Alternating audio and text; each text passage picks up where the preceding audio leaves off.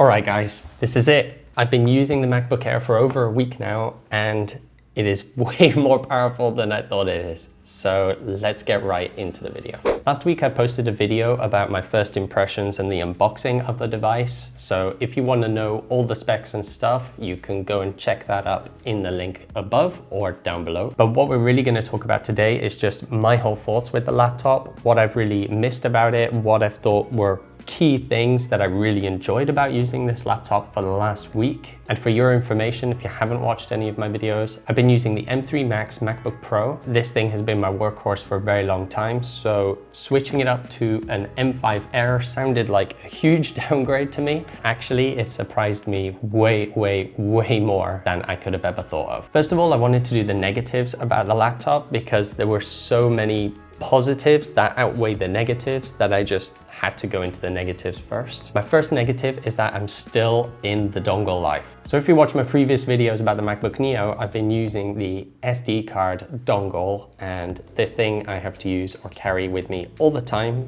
Also for this laptop, as I only have two USB-C ports. But with this one, they're two very fast ports, so I'm getting a lot of data from them and it doesn't matter which one I use. And also charging is also great with them. So charging speeds is exactly the same on both USB-C ports as well. So no problems with that at all. But yeah, the negative is that I'm back in the dongle life. I have to use either this or a hub to be able to connect multiple things to.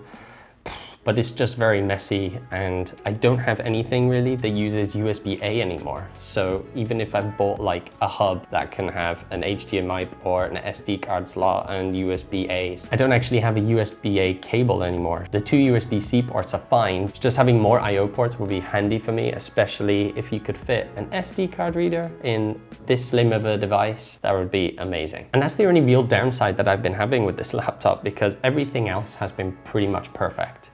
The keyboard feels great, feels exactly the same as my MacBook Pro, and it's just tactile and very easy to start writing on this keyboard. The trackpad is great. It's a force touch trackpad that I've always been used to for a long time with the haptic system as well. I've had no issues with that at all. And it's also quite a large trackpad. It's not the biggest trackpad in the world, but it's definitely a very nice size and I'm not complaining with that size. The screen on the MacBook Air has also been fantastic. I've had no problems with that at all. It's a 500 nit brightness. So for indoor use and like going to a cafe or something, it's been great. I've had no problems at all.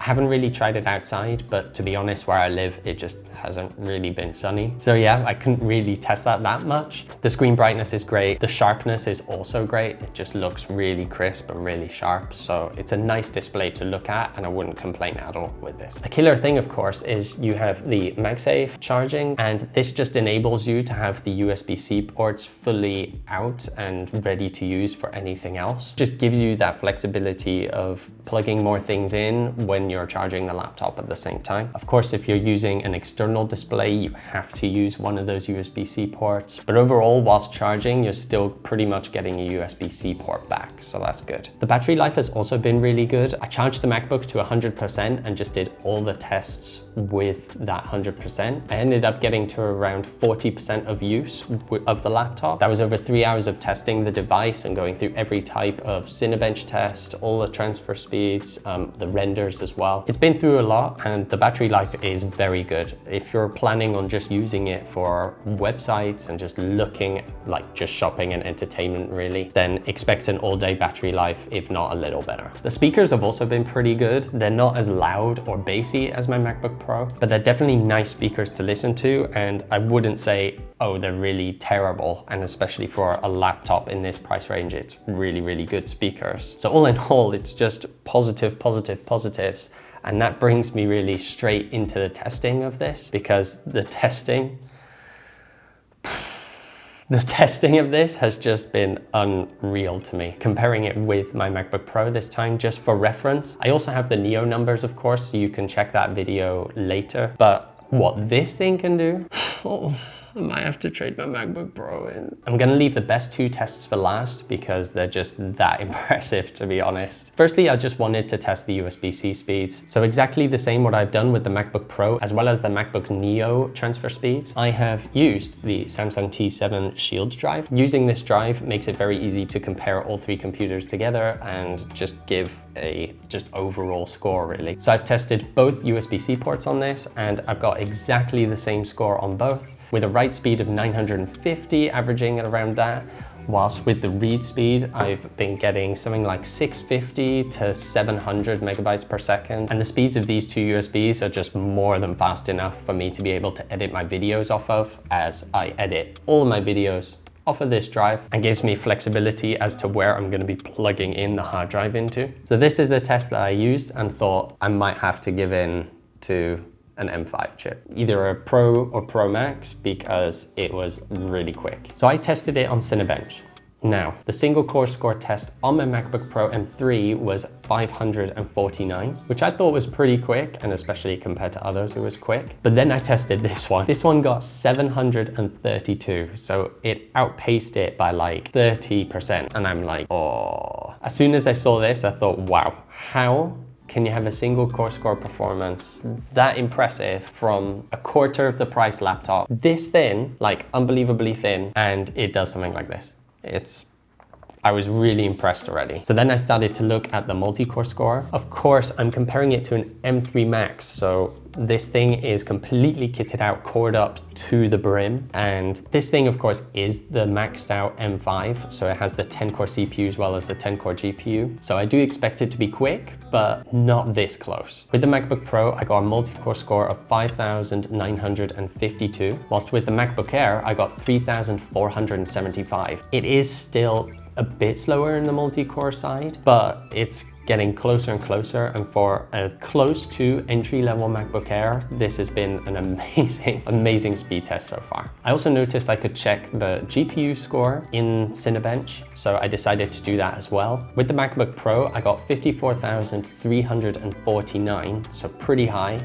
And with the MacBook Air, I got 40,346. Definitely quite a bit slower on this front, but as I said, you're comparing 10 cores to 40 cores. So the MacBook Air has 30 cores less than the MacBook Pro does, and somehow it is nearly 50% of its speed, which is just really impressive. The experience of using the MacBook Air has just been great in Final Cut. It's so easy to just scroll through everything. There's no hesitation at all with anything that it does. No hiccups that I've seen. It's been very similar, if not the same, as the MacBook Pro. So I was very surprised with just using it and editing videos off of it, how quick this thing was. So you could definitely edit like a full YouTube video off of this thing and have no hesitation at all, no problems. Especially my type of videos anyway. But this is the last test and it's just the render speeds. And I was also halfway through the render speeds, I got scared that it was gonna beat my MacBook Pro, but it just didn't beat it. I've used the exact same video as I did for the last testing of the MacBook, so the impressions of the MacBook Neo video, and I've used that and just rendered it on this laptop as well as the MacBook Pro. On the MacBook Pro, it took 5 minutes 33 seconds, and on the MacBook Air, it took 6 minutes 45 seconds. Really close, just a minute and 10 seconds difference, to be honest. But what really impressed me and what really taught me what is going on with this laptop is that the first 2.5 minutes, it got to 48%. And that's where I thought the MacBook Air is gonna beat my computer. When it was at 48% and we're only 2.5 minutes in, I was starting to get a bit nervous. But then what killed off the time is just the thermal throttling. I put my fingers right above where the chip would be, so just above the keyboard, and you could tell it was just red hot, so it got super warm, and I could tell then it was thermal throttling. I wished I tested the MacBook Pro M5 sooner. That would have been unbelievable, as it has a cooling fan in it. Seeing how impressive this thing is just doing passive cooling, I was blown away by the performance of this and all the tests that it's done, pretty much being close to, if not on par to, my MacBook Pro. Of course, it's 2 years old, but it has the fastest M3 Max chip that you could get in a laptop. It just blew me away, and I can't believe a MacBook Air these days can do stuff like this. My last question really is, who is the MacBook Air for? And to be honest, I'm a bit shocked because it could be for someone, just a student. I mean, €1,300 is still a lot of money, but for a laptop that is this capable, I'm very impressed with the price, but also it just punching blows with my MacBook Pro. It just makes me think like even someone like me could kind of get away with using one of these. Of course, the more power I have, the better, but this thing has just been very good so far. And if you can, I would definitely give this a try before jumping to a MacBook Pro, because the capability of the MacBook Air is just that good. So thank you guys for watching the video on the M5 MacBook Air. If you liked the video, please go down, subscribe, give it a comment, and let me know if you got a laptop like this and what have your thoughts been on this laptop. And I'll catch you guys in the next video.